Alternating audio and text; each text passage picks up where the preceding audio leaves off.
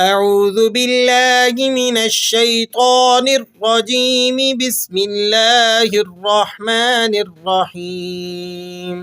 سورۃ البقرہ مدنیہ، اس میں 286 آیات اور 40 رکوع ہیں۔ الف لام میم۔ اسے پڑھنے کے اندر آپ نے اس بات کا دھیان رکھنا ہے کہ لام اور میم دونوں پر لگے ہوئے مد کو کھینچنے کی مقدار برابر رکھنی ہے۔ ذالک الکتاب لا ریب فیہ، ذالک میں ذال پر کھڑا زبر ہے تو ہم اسے ایک الف تک کھینچ کر ادا کریں گے۔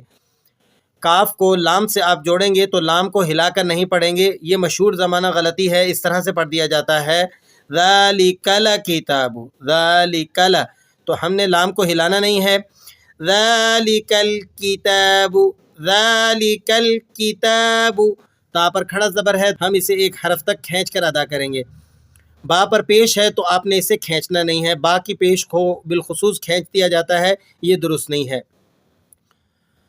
لا ریب فیہ، لا ریب، را کو آپ نے پر ادا کرنا ہے اور یہ یا لین ہے، آپ نے اسے نرمی سے ادا کرنا ہے۔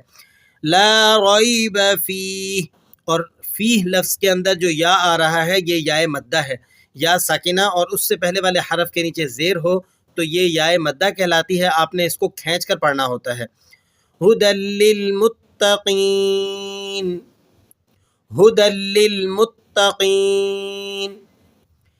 الف لام میم، ذالک الکتاب لا ریب فیہ ھدی للمتقین الذین یؤمنون بالغیب، الذین، ذالیہ زیر ری ہے تو ہم اس یا کو کھینچ کر ادا کریں گے، یا مدہ ہے۔ یؤمنون، یا حمزہ سے مل رہی ہے، حمزہ کا یہ ضابطہ ہے کہ جب یہ کسی حرف کے ساتھ ملتا ہے تو ایک جرکنگ ساؤنڈ یعنی جھڑکے کی آواز کو پیدا کرتا ہے۔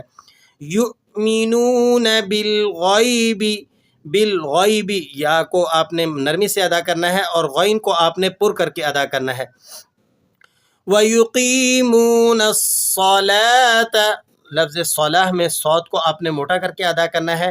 وَمِمَّا رَزَقْنَاهُمْ يُنْفِقُونَ الَّذِينَ يُؤْمِنُونَ بِالْغَيْبِ وَيُقِيمُونَ الصَّلَاةَ وَمِمَّا رَزَقْنَاهُمْ يُنْفِقُونَ وَالَّذِينَ يُؤْمِنُونَ بِمَا أُنْزِلَ إِلَيْكَ وَمَا أُنْزِلَ مِن قَبْلِكَ، لفظ یؤمنون کے اندر بھی آپ نے اس بات کا دھیان رکھنا ہے کہ یا کو حمزہ سے جوڑتے وقت ذرا جھٹکے کے ساتھ آپ نے اس کو پڑھنا ہے۔ یؤمنون، یؤمنون، یہ واو مدہ ہے تو آپ اسے ایک لفظ تک کھینچ لیں گے۔ بما انزل، مد متصل واجب ہے، اس کی مقدار ہے 4 الف، تو آپ نے اس کو 4 الف تک کھینچ کر ادا کرنا ہے۔ جب مد ایک کلمے میں ہو اور سبب مد دوسرے کلمے میں ہو تو وہاں جو مد ادا کی جاتی ہے اسے مد متصل واجب کہا جاتا ہے، تو آپ نے اس کی رعایت کرتے ہوئے اسے لمبا کھینچ کر پڑھنا ہے۔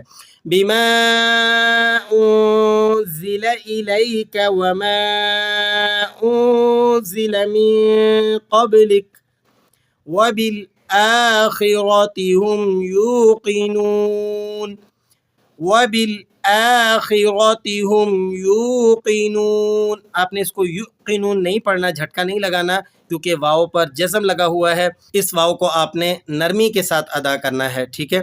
ہم یوقنون، تو سورہ بقرہ کو ہم نے تجویدی سلسلہ وار میں شروع کیا ہے، بہت سارے ساتھیوں کی طرف سے اصرار آ رہا تھا، اسی بنا پر ہم نے سورہ بقرہ کو تجویدی سلسلہ وار میں سبق پڑھنے کا ارادہ کیا ہے۔